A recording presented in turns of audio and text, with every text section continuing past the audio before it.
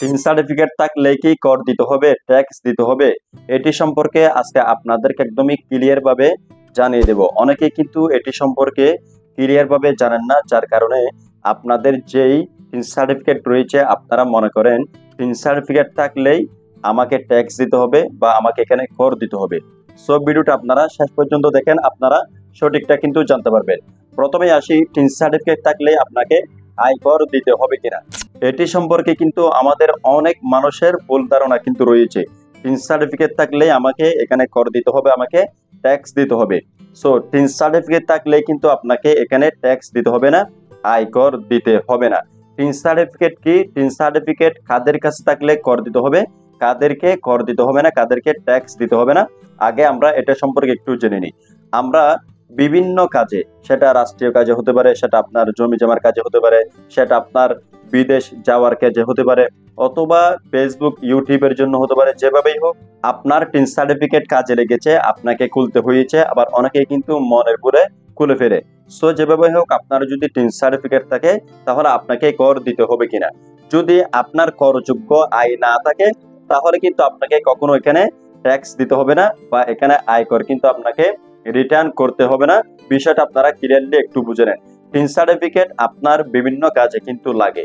So একজন মানুষের যদি টিন সার্টিফিকেট থাকে, যদি তার করযোগ্য আয় থাকে তাহলে কিন্তু তাকে অবশ্যই রিটার্ন দিতে হবে। আর যদি করযোগ্য আয় না থাকে তাহলে কিন্তু তাকে কোনো ট্যাক্স দিতে হবে না, কিন্তু আপনাকে এখানে আয় ব্যয়ের হিসাবটা কিন্তু দিতে হবে।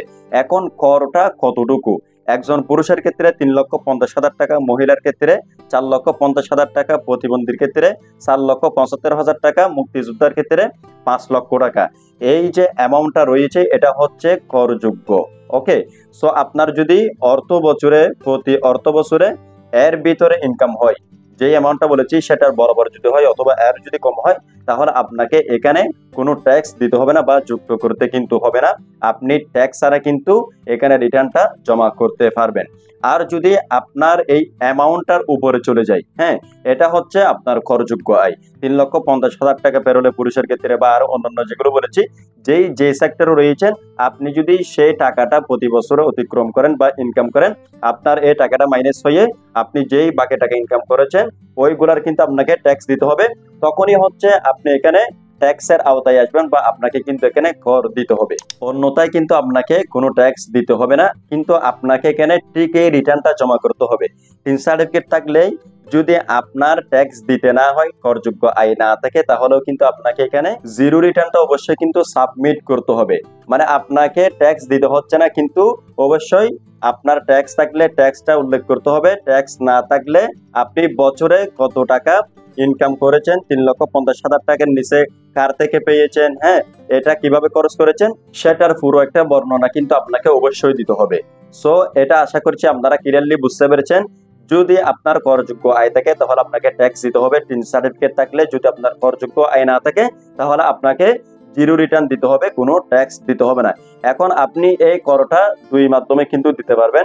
একটা হচ্ছে আপনি অনলাইনের মাধ্যমে, একটা ওয়েবসাইট রয়েছে ই রিটার্নের, আপনি সেখানে একটা অ্যাকাউন্ট করে রেজিস্ট্রেশন করে আপনি প্রতি অর্থ বছরে কিন্তু আপনার যদি করযোগ্য আয় না থাকে, যদি টিন সার্টিফিকেট থাকে তাহলে আপনি জিরো রিটার্ন দিবেন।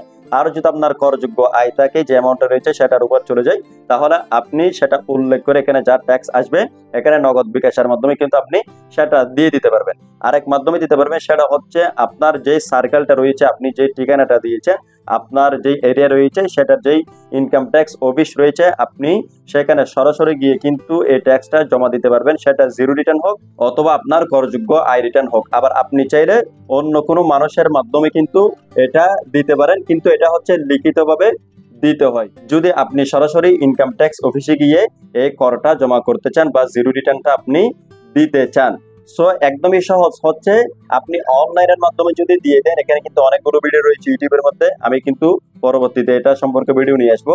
আপনারা কিন্তু অনলাইনের মাধ্যমে যদি দিয়ে দেন তাহলে কিন্তু এটা সহজ হয়। যদি আপনি সরাসরি গিয়ে দেন তাহলে হচ্ছে আপনাকে এখানে ফর্ম পূরণ করতে হবে বা অন্যান্য যে ডকুমেন্টস গুলো রয়েছে সেগুলো আপনাকে হাতে ফিল আপ করে তারপর হচ্ছে দিতে হবে। আবার চাইলে এটা অন্য কারো মাধ্যমে লিখে বা অন্য কারো মারফতে কিন্তু আপনি দিতে পারেন।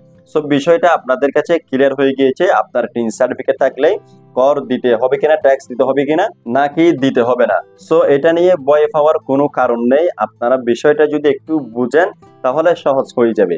সো টিন সার্টিফিকেট থাকলেই আপনাকে করযোগ্য আয় থাকলে এখানে ট্যাক্স দিতে হবে, করযোগ্য আয় না থাকলে কোনো ট্যাক্স দিতে হবে না, জিরো রিটার্ন সাবমিট করে দিলে কিন্তু হয়ে যাবে। যদি আজকের এই ভিডিওর দিকে আপনাদের কাছে ভালো লেগে থেকে, হেল্পফুল হয়ে থাকে, ভিডিওতে একটি লাইক করে দিবেন। এই ধরনের আরো গুরুত্বপূর্ণ ভিডিওগুলো পাওয়ার জন্য আমাদের চ্যানেলটিকে সাবস্ক্রাইব করে রাখবেন। দেখা হচ্ছে নতুন কোনো ভিডিওতে।